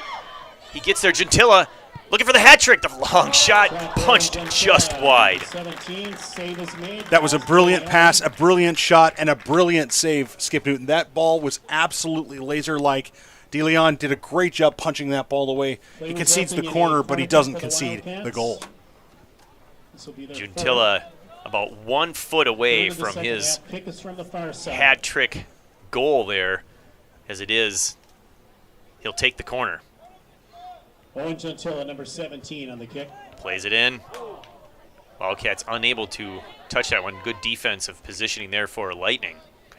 And they clear, get by the sliding Axelrod of Hannon. The sliding Axelrod of Hannon? Yeah, I'm going the other way with the first names. I like that. Yeah, right? Mix things up. Of Lincoln now. I like it. Lincoln draws the double team. Far side over the head of Hannon Axelrod, but it's going to be too far. Yes, that is a goal kick. Well, it goes over the end line. It's off the Lightning. That's a bit unfortunate for the Lightning. They was working very, very hard to get to that ball. Substitutions coming in. And the Wildcat boys and girls soccer sponsors, soccer booster clubs would like to thank their platinum sponsors, 401k Plan Professionals, Ansari's Mediterranean Grill and Lounge, the Eagan Hockey Association, Hy-Vee, Itasca Wealth, the Willie team of Edina Realty, that's John and Melanie Willie, Neb Doctors, the realtor team of Pablo and Don Borian, Twin Cities Orthopedics, and Wave Soccer Club. Thank you so much for your support of Wildcat Soccer. Hey, hustle to the ball! Like the aggressiveness there, Carter Hench down 3 goals isn't yielding anything when it comes to effort, really fighting for that 50-50 ball and winning it, setting up this Eastview possession. Ball played to the middle off of Galberry, but right to the Lightning. Near side, Perninsky. Crossed, cleared, back to Perninsky. Oh, an unfortunate step on the ball, just lost possession. Bit unlucky there for Eastview. Well, for just a moment, I thought he was hurt. I'm so glad he's up. He was understandably upset with the lack of, and that was Pinsky, as you say. But for a minute there, I thought he had injured something very seriously. And an over and back offside against the Lightning. Their second of the game. This will be either Tesdal or Rojas. Looks like Tesdal wins that discussion. Well, no reason Zach Rojas needs to come up and take this kick. Cats are not chasing this game. He hammers that one, plucked out of the air. Mason Axelrod lets it bounce a couple times. Over to his cousin.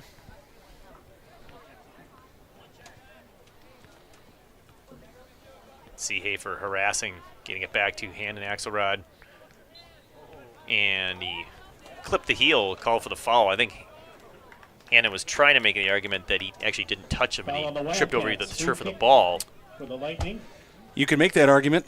You can, and it's a reasonable thing to do if you do it in a polite way, but the referee had made his decision.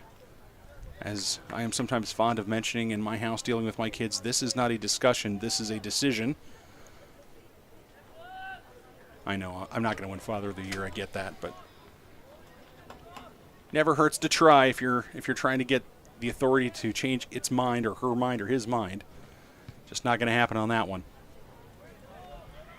We live in a democracy, but that's not how the ref calls games. Soccer pitches are not democracies. This is true.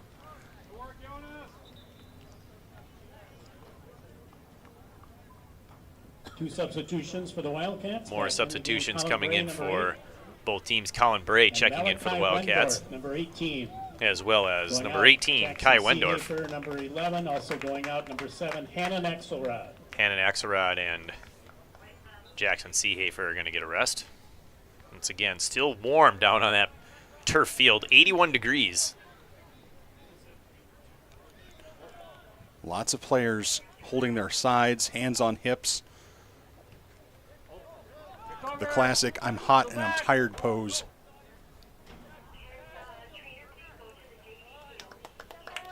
Kevin Katora making sure that Rojas is the only one to field that one. Good communication there between defender and goalkeeper. Previously for the Lightning, Rojas didn't punt that one exactly where he wanted it, but it stays in play momentarily. Lincoln Axelrod could not keep that one in. Defender was there, and now the Wildcats will get a throw. Gentilla tried to get it over to Oliot. Gentilla with 2 goals. Oliot with the other goal for the Wildcats. Lincoln to his older brother. Oliot. He's got Bray. He uses him. Schifferaz in the middle. Plays it across. That one's tipped and in the net. An own goal. Unfortunate. Here in the 60th minute, Eagan gets their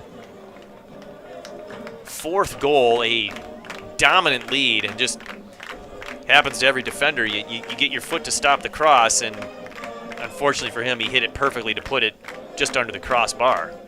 Well, Colin Bray is going to get, I think, in high school soccer, I don't think we award own goals. I think we will give it to whoever touched it last for the attacking team. I think Colin Bray is going to get credit for this one. And he's kind of, body language-wise, he was a little sheepish. But I don't think you have to be sheepish about it. You created an opportunity for your team, and you should feel like you could celebrate that a little bit. Yeah, I wonder, too, if the sheepish reaction is because it's the 4th goal in a dominant game, right? It might be. Although I don't have my statistics in front of me. I don't know how many goals he scored this year. So I don't know if that might be his 1st or 2nd goal this season. I have him down for an assist, but I don't have every goal scored. But that might be his first goal of the season. Wildcats, number 8, Colin Bray. The assist, number 10, Zan Oliad. In the 60th Oliad gets the assist. Bray with the goal. 29 seconds. Wildcats goal scored by Colin Bray. The assist, Zan Oliad. The time is so the final 19 and a half of what is turning into a blowout. Talked about in the first half about the Wildcats having played one really good half of soccer and then one not nearly as good half in the last couple of matches here at Wildcat Stadium. And would they be able to follow up a good first half with a good second half here tonight? So far, obviously that is the case. 2 goals, first 20 minutes. Yeah, the Eastview Lightning have not been able to ask any questions of this Wildcat defense whatsoever at this point. In fact, I don't think in the second half, I don't know that I have them with a shot or a shot on goal in the second half. And when you're down 2-0 into halftime, if you don't get any shots on goal, it's going to be a long second half. Bray, nice defense there. But Eastview up to the challenge. Well played there by Mata. Pull back, and the trip is going to be called against the Wildcats. Their 4th foul here of the second half to go with 4 in the first half. Of course, Eastview playing quickly now, trying to get something going. This is Perniski. Draws a double, plays it back nicely. Hench.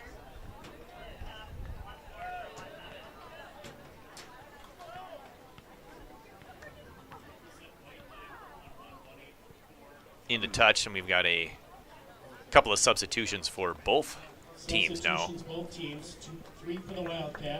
Kadir Hussein checking in for Eagan, as well as Felix Smith. Number 14 all back in for the Wildcats. 4 substitutions for the Lightning. Back in Glenn Segovia, number 14. And I do not have her name or number, Skip, but on the JV game behind us on the JV field, there's been a very serious injury to one of the Eastview Lightning players. That's why the trainer is over there right now, and obviously she's being carted off, and hopefully she's going to be okay, but clearly the game is secondary when you have a young person who's been seriously hurt.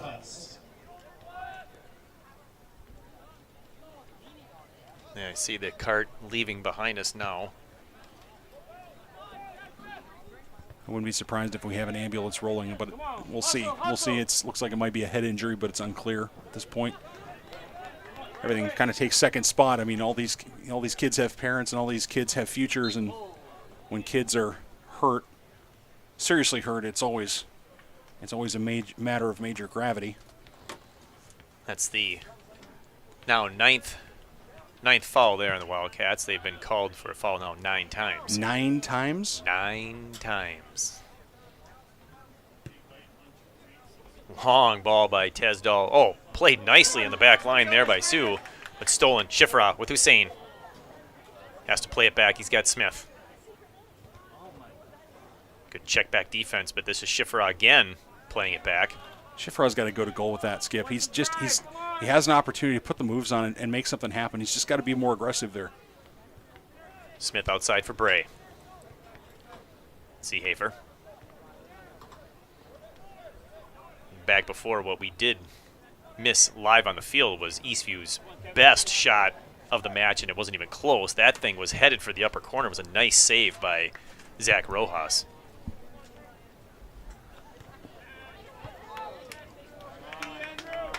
Andrew Simonson, nice play there.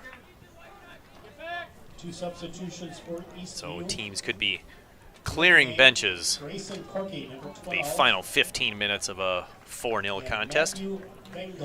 Wildcat Boys and Girls Booster Clubs also like to thank their gold sponsors, Acme Tools, Carbonis of Eagan, Rami Cormont at Coldwell Banker, Cornerstone Chiropractic, the Eagan Football Booster Club, the Ladder Crew, Escape With Us Vacations, Park Dental of Eagan, Raising Cane's Chicken Fingers, Salvo Soccer Club, Teresa's Mexican Restaurant, The Proper Culture, and the Urgency Room. Thank you for your support of Wildcat Soccer. And as we approach most people's standard dinner time. These sponsors that specialize in food begin to sound even better than normal. Yeah, somehow we have to work into the deal, Skip. You and I are volunteers up here. We don't get paid to do this job. Somehow it would be nice to get one of these sponsors. Maybe we talk to the Booster Club and get one of those sponsors to deliver some food at some point up here during the season. Maybe not every game, but maybe every game that I'm here. Every game that I'm here. I like that. Yes, yes. Smith. Lincoln, Axelrod. Try to get it back to Smith. Pass was off. Stolen.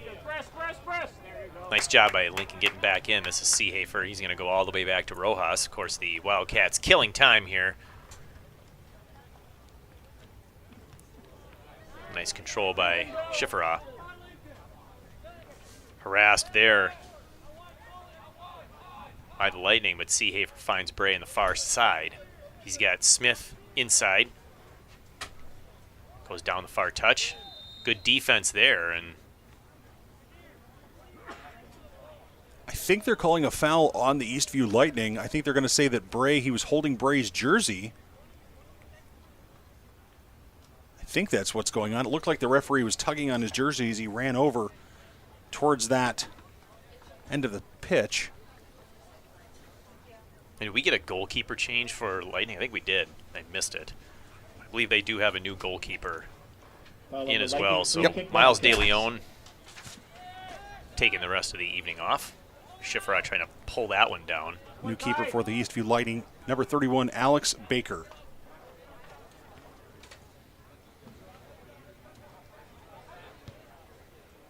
Played forward for Bray. Wendorf up for Hussein and Schifferah. Schifferah's one guy to beat, now two. Hussein trying to get open for him. Schifferah goes down. No call, good no call in my opinion. Yeah, I don't think there was a foul there either. Simonson. Guarding Shaban very well. Seehafer tried to go around his guy, but misplayed it. Opportunity here for Lee. Lee feeds it through. Oh, it's a nice pass. Rojas up to the challenge, but Anton Shaban was there. Rojas up to the challenge and down for the turf burn. It's going to sting tomorrow in class.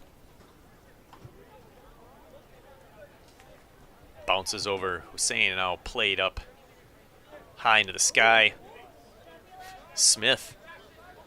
Like a couple of forearm shiver. Yeah, I was a little surprised that didn't draw a whistle. I would have blown a whistle there. Oh, there's another one from behind, is maybe a little payback on Smith. Foul called on Eastview. Clock is stopped by the center referee. And a goalkeeper change here for the Wildcats as well. So Carson Knopik Substitutions for the Wildcats. coming in. Opportunity for Zach Rojas and his clean sheet to watch the rest of this game from the bench. And Skip, it's a 4-0 game, and the outcome of the game's already been decided, but how big or how important are these minutes for especially a lot of these bench players for the Wildcats? Tesdall puts that one on. The save is made. Katora crashing by John Tesdall, number 24, off the free kick. Clock is stopped aggressively, and he's going to get the yellow caution here in the 69th minute. It's going to be on the Wildcats, number 16. Yeah, I don't think that's it's certainly not a bad foul to call, and I don't have a problem with that yellow card whatsoever. I think making sure that this game, which has turned into effectively a blowout, Skip, making sure that it stays,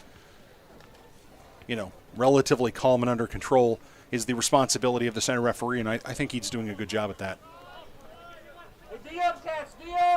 Right, before we had that excitement, though, Hussein, Schifferah, I'd love to see those guys get on the board. I'd love to see them get one home and get some confidence, so that if for some reason the Wildcats need to call on some of these forwards, whether that's Axelrod or Smith or whoever, if it's any of those guys, if the Wildcats have to call on them because Juntilla, has to move to a new position or whatever happens, Oliot needs to break because it's a warm day, those guys can go in and produce. Eddie Couture, number 16. The time of the Bray, was 68-22. Wendorf. Pass intercepted by the Lightning. Also very important for these Wildcats to keep this clean sheet. In fact, that might be as important as anything. Johnson onside. Got Hussein, plays it forward. The shot goes wide. Hussein, number 14, goes wide.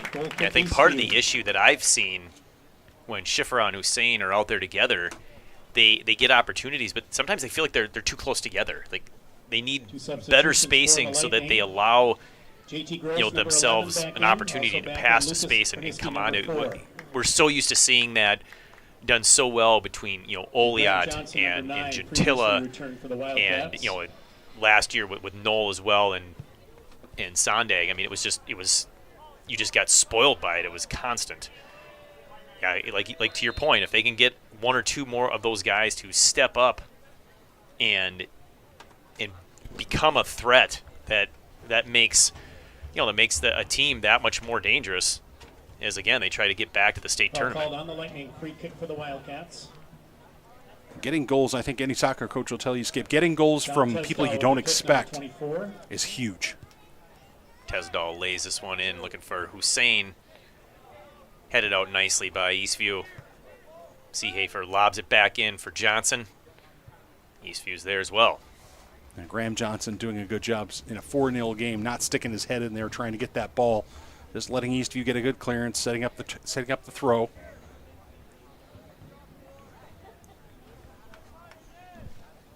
Be another throw here for Wendorf.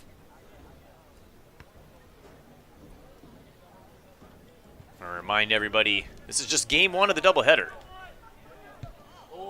And that field goal is good. Seehafer, number 11. Seehafer over top of the goal, rockets one goal high. kick Eastview. The girls for both of these schools coming up about 20 minutes after the conclusion of this one, so about a half an hour from now. Right here on Eagan TV. Got a score update from that girls JV game. It is 4-0 to the Wildcats right now at halftime. Speaking of blowouts.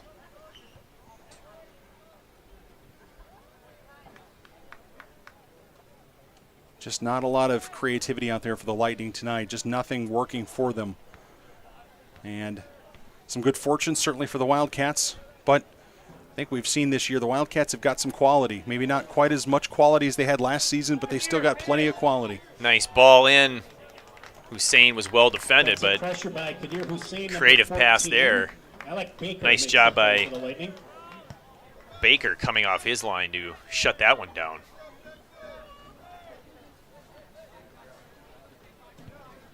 Long ball flicked on even further. Tesdal there. Absolutely will play that one into touch. Be a throw in here for Chmielewski.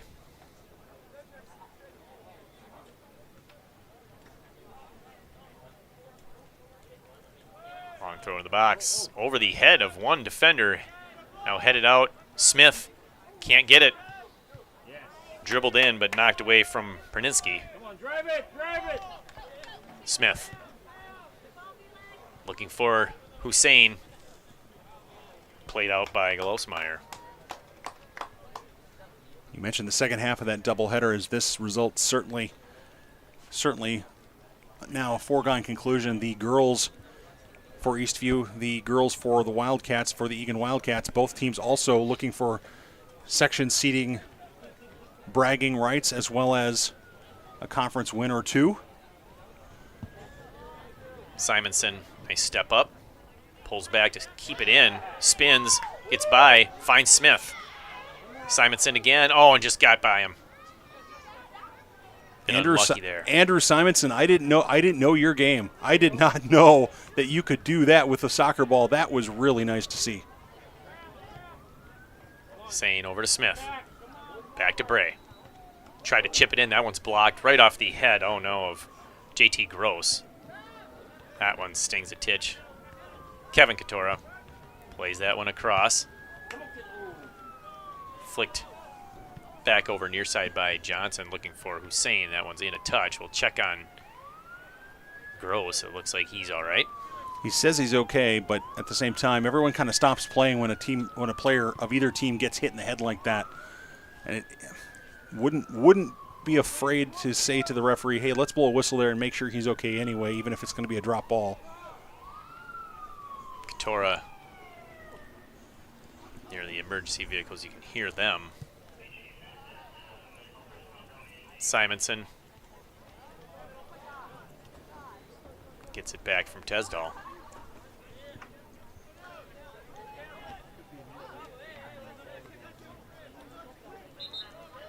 Nice defense by Eastview. They'll make a couple of subs. 2 substitutions for the Lightning. Number 15, Andrew Sue back in. Andrew Sue Also back in. for the Lightning, Anton Chaban, number 2. Stepping off is Jackson Bentz. Seehafer up and over his head.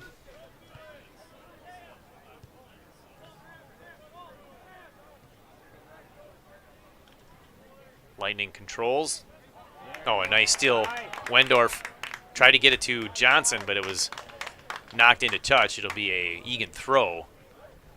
Wendorf obviously in no hurry. This is an opportunity for the Wildcats, and this is going to sound silly. Maybe it sounds silly. I'm not sure.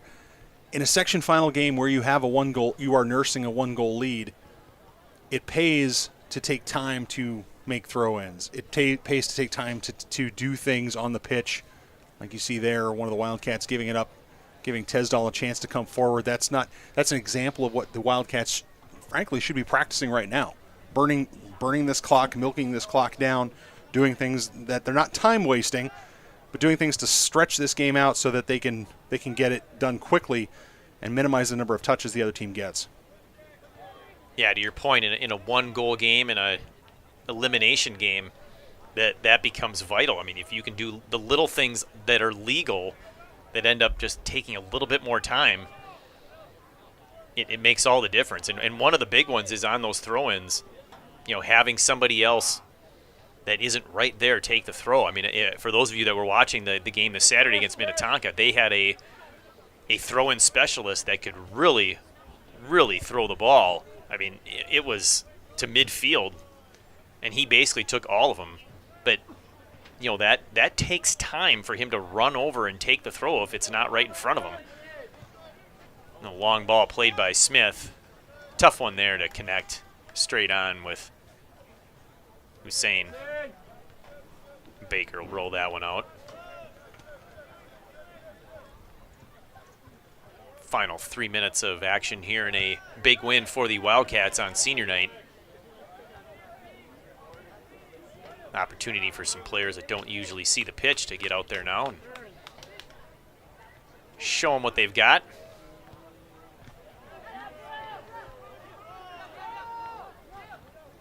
Very few starters remain for the Wildcats. Seehafer and Tesdall, I believe, are the only two. And the Lightning have also emptied their bench a little bit to give their bench players some additional minutes. But a comprehensive win. It started a little slow for the Wildcats, Skip Newton, but around that 28-29 minute mark when Owen Juntilla opened the scoring, it started getting a little exciting. They put 2 on the board. It's 2-0 at halftime, and then the Wildcats come out early and get one from Juntilla. Oh, touch pass by Johnson. He's offside. This does not count. Yeah, I thought, obviously the first goal is big. Juntilla with a great individual play, went around 2 defenders and then beat the goalkeeper, and then it was just an easy finish into an open net. But getting that second goal just 3 minutes after for, number 10, Zan Oliad, and that was one where the goalkeeper at the time for the Lightning, Miles DeLeon, had it, and he went down and lost it, and before he could reacquire possession, Oliat was right there and just tapped it underneath him and into the net. That was just a huge momentum builder for the Wildcats. They took that into halftime and then came out in the second half with 2 more goals in the 48th and 60th minutes. And really I think that 48th minute one was the backbreaker.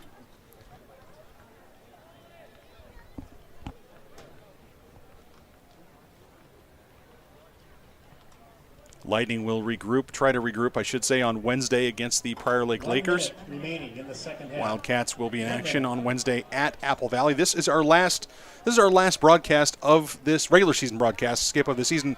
And folks at ETV, we love to do playoff games. We would like to do playoff games.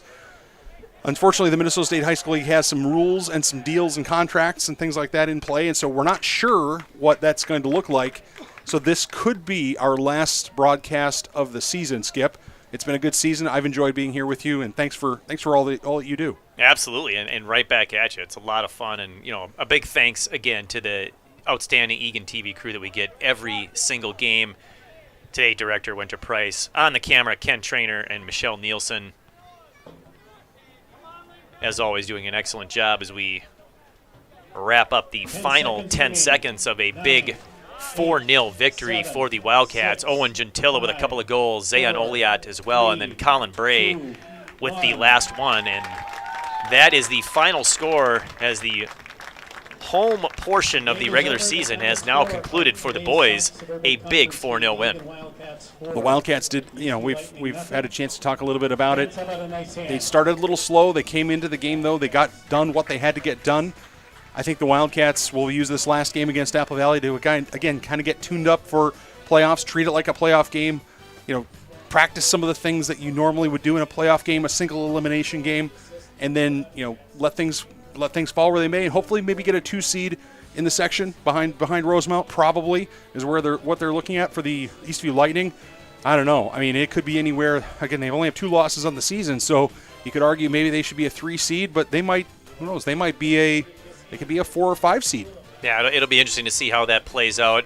Once again, the final game Wednesday at Apple Valley, and then the section start next Tuesday, October 7th. For Nathan, this is Skip. We are going to sign off here from the boys' version of our doubleheader. The girls coming up in about 20 minutes. Thank you so much for watching. Once again, the final score, Eagan 4, the Eastview 0. So long, everyone. Good night.